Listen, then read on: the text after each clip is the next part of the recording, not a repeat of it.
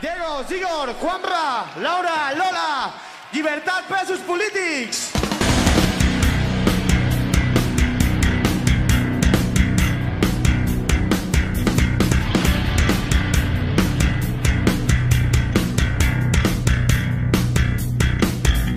Pasado mucho tiempo encerrados en aislamiento, pero mira dónde estamos, continuamos apuntando, porque tenemos claro dónde estamos disparando. Las noches nos devuelven tantos sueños secuestrados.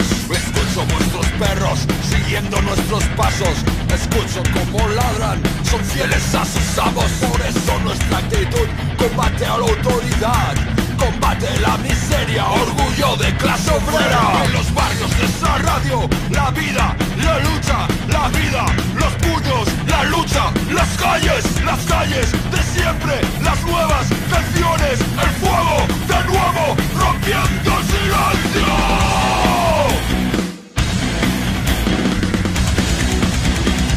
La lucha continúa.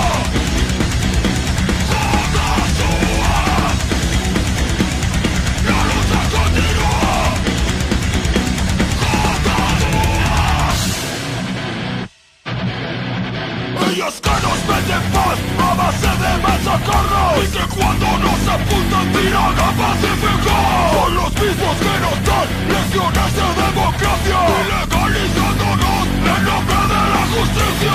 Justicia que utilizan para hacer